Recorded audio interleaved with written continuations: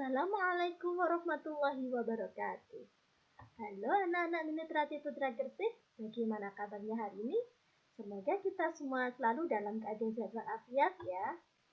Oke anak-anak, kita bertemu lagi dengan Bu Khoir. Masih ingat kan? Pada pelajaran KN-UAN atau Aswaja untuk kelas 4 ICT unggulan 1 dan unggulan 2. Kita masih masuk di bab 1, yaitu tentang berjudul dakwah Islam di Indonesia hingga pembentukan Jami'iyah NU. Pada pertemuan yang kemarin, kita telah membahas tentang paham keislaman, penyebaran Islam ke Indonesia, cara penyebaran Islam di Nusantara, dan paham keislaman yang pertama kali berkembang di Indonesia. Sudah dibaca lagi kan? Sudah dipelajari kan? Kalau ada yang belum paham, bisa ditanyakan dengan Bu Khoir. Oke, untuk selanjutnya yang akan kita bahas kali ini yaitu tentang dakwah Wali Songo. Pernah dengar kan Wali Songo? Oke. Wali Allah. Wali artinya wakil atau kekasih atau pembela. Wali Allah artinya wakil atau kekasih Allah yang senantiasa mendekatkan diri kepada Allah dan berjuang untuk agama Allah. Keimanan mereka tidak sekedar pengakuan, tetapi keimanan mereka menghasilkan ketakwaan. Nah, untuk songonya, songo itu dari bahasa Jawa yang artinya 9, jadi walinya berjumlah 9.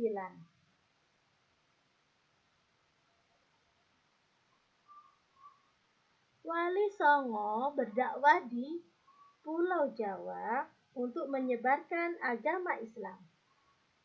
Yang pertama yaitu Sunan Malik Ibrahim. Beliau mendapat julukan Sunan Gresik dan juga Syekh Maghribi atau Sunan Tandes. Beliau berdakwah di sekitar Gresik dengan sistem pondok pesantren.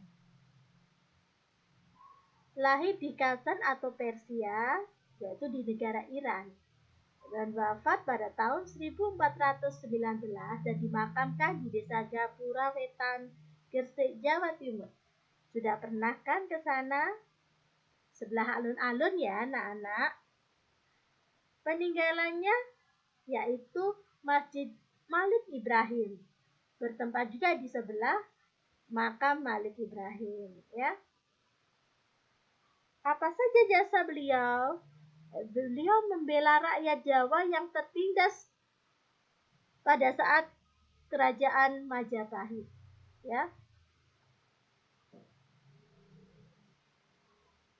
Selain itu, juga menghilangkan sistem kasta, karena di Islam tidak ada sistem kasta, seperti di agama Hindu atau Buddha. Jadi semua manusia di hadapan Allah itu sama, yang berbeda adalah amal perbuatannya atau ketakwaannya. Beliau juga mengajarkan bercocok tanam untuk para petani di desa. Kisah teladannya yang bisa kita ambil yaitu beliau adalah orang yang semangat, sabar, bijaksana, pandai dalam mengambil hati rakyat dan penguasa.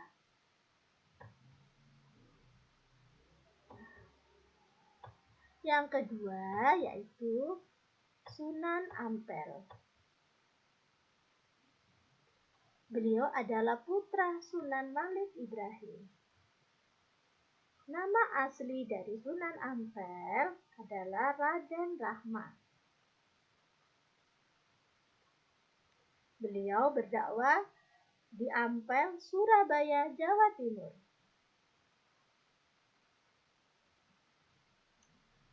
Lahir di Campa, Aceh pada tahun 1401 Masehi. Wafat di Surabaya pada tahun 1400 Masehi dan dimakamkan di sebelah barat Masjid Ampel, Surabaya, Jawa Timur. Peninggalan sejarahnya adalah sebuah masjid, yaitu Masjid Ampel Denta Surabaya. Ia mendirikan pesantren Ampel Denta Surabaya, mendirikan Masjid Agung Demak pada tahun 1477 Masehi, dan merupakan bupati pertama Surabaya. Kisah keteladanannya yaitu falsafah Moh Limo atau 5M. Yang pertama yaitu moh main atau berjudi, moh ngombe mabuk-mabukan, moh maling atau mencuri, moh madat mengisap ganja, dan moh madon tidak berzina. Selanjutnya yaitu yang ketiga adalah Sunan Bonang. Beliau adalah putra dari Sunan Ampel dan cucu dari Sunan Malik Ibrahim. Ya. Nama aslinya yaitu Raden Makdum Ibrahim. Beliau berdakwah di Tuban, Jawa Timur. Beliau lahir di Surabaya pada tahun 1465 Masehi. Kemudian wafat pada tahun 1525 Masehi. Dimakamkan di Tuban, Jawa Timur. Peninggalan sejarahnya berupa memasukkan alat musik bonang pada seperangkat gamelan seperti pada gambar. Jasanya apa saja? Beliau pencipta suluk salakat tarika, penggubah syair gending dengan tema ajaran Islam atau dalam suluk ujin. Beliau juga pencipta tembang Tombo Ati. Pernah dengar lagu Tombo Ati? Seperti ini lagunya. Tombo Ati iku limo sawernane dan lain sebagainya. Dilanjutkan sendiri ya. Oke. Kisah keteladannya, cara beliau berdakwah yaitu dengan bijak, tidak dengan kekerasan, tapi dengan lemah lembut, dengan melalui kesenian rakyat untuk menarik simpati masyarakat. Yang keempat yaitu Sunan Derajat.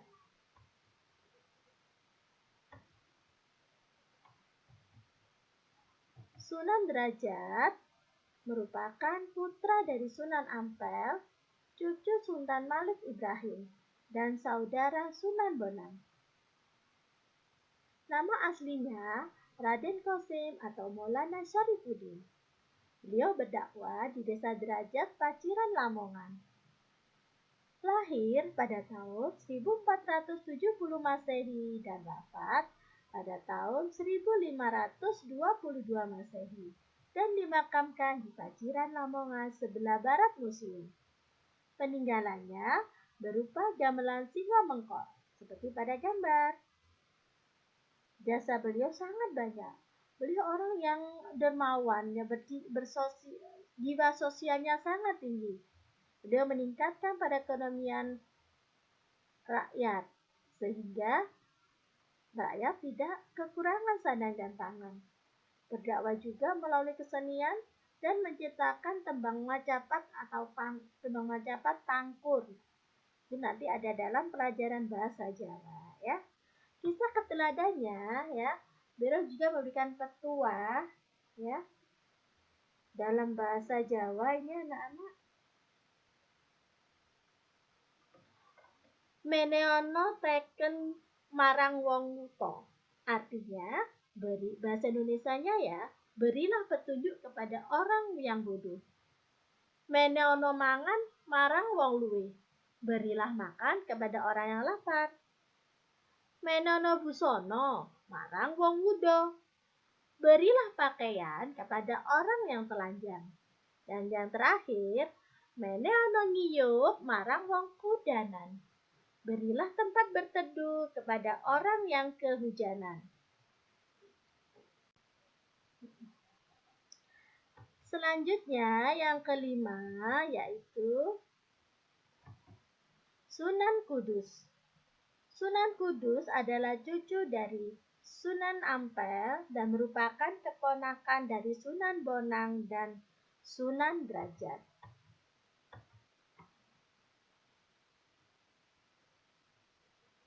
Nama asli beliau yaitu Maulana Ja'far Shadiq.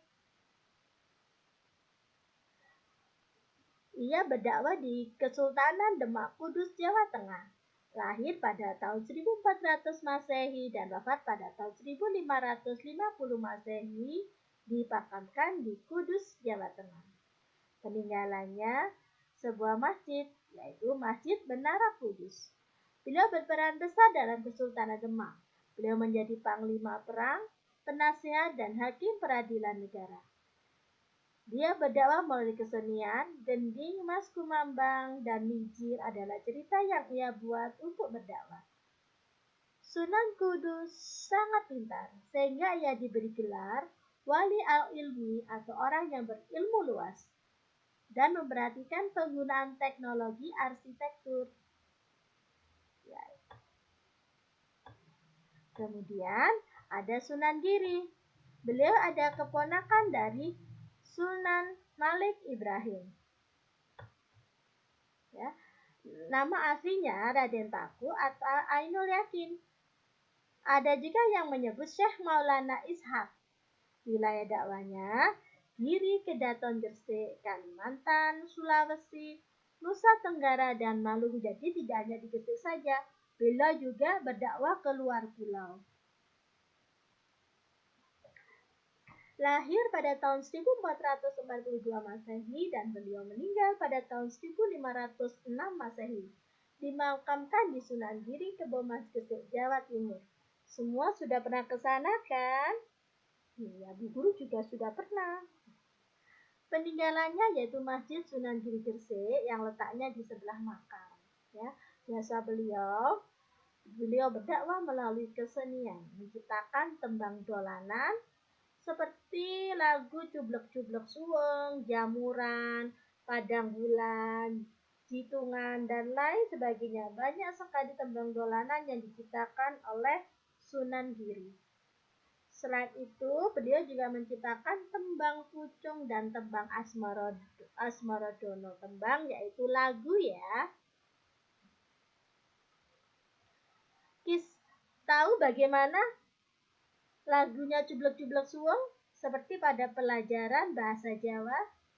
Cublek-cublek suweng, suwenge tinggal lenteng, mambu ketundung gudel, pak boleh rak lirik sapa guyu dele ake sir pang dale kadang sir pang dale kadang. Seperti itu ya. Untuk kisah keteladanan, yaitu beliau semangat dalam berdakwah hingga ke wilayah timur Indonesia. Selain sebagai guru dan ulama, beliau juga sebagai pemimpin masyarakat, sehingga beliau mendapatkan gelar Sultan Abdul Fakir.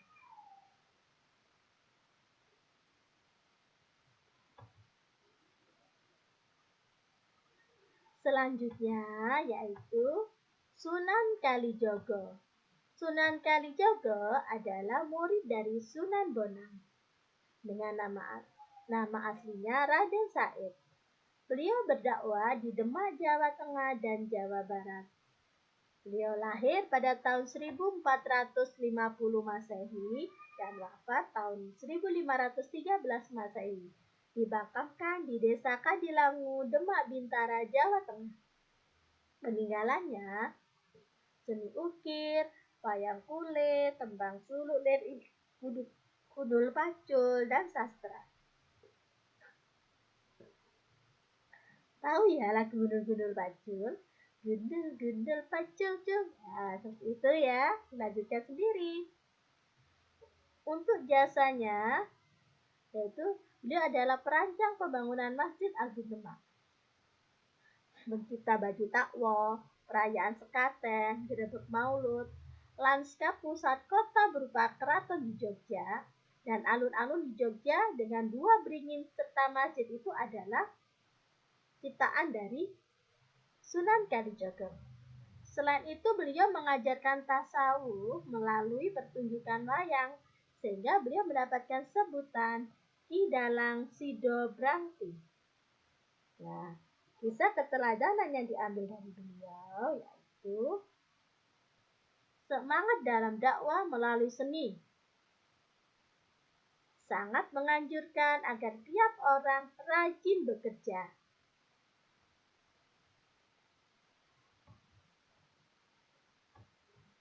Selanjutnya, Sunan yang ke-8 yaitu Sunan Muria. Beliau adalah putra Sunan Kalijogo dan adik ipar Sunan Kudus. Nama aslinya Raden Umar Said. Beliau berdakwah di Jepara, Tayu, Juwana Muria, Kudus, Pati di Jawa Tengah. Beliau lahir pada tahun 1465 Masehi dan wafat tahun 1551 Masehi. Dimakamkan di Desa Colo, Kudus, Jawa Tengah. Peninggalannya berupa tembang sinom dan kinanti.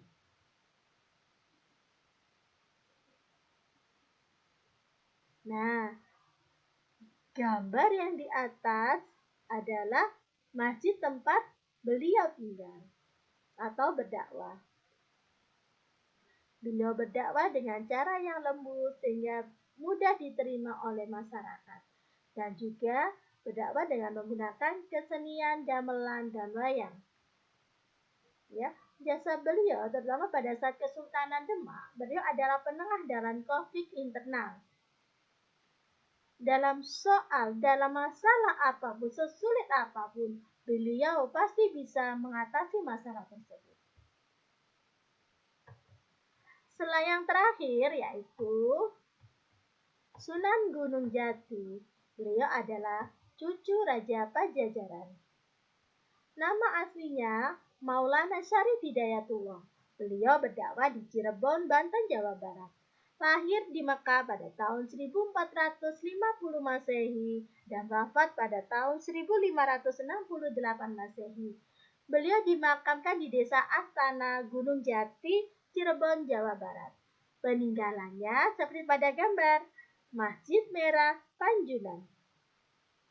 Jasa beliau adalah beliau sebagai seorang negarawan dan Panglima Perang Demak yang berhasil mendirikan Kesultanan Banten dan Cirebon di bawah Kerajaan Islam Demak. Sekaligus beliau adalah wali satu-satunya yang memimpin pemerintahan atau menjadi Sultan Cirebon. Kisah keteladanannya, beliau memadukan tugas keagamaan dakwah dengan tugas kenegaraan dan kemiliteran tanpa mengorbankan salah satu dari tugas tersebut. Ya, itu salah satu bukan mengorbankan, dia mengorbankan salah satu dari tugas tersebut. Oke anak-anak, bagaimana? Sudah paham tentang Wali Songo? Ada berapa tadi?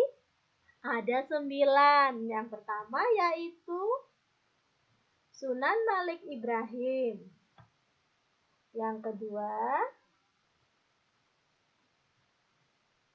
dilanjutkan sendiri. Tugas hari ini anak-anak, hafalan Wali Songo dan kotanya ya.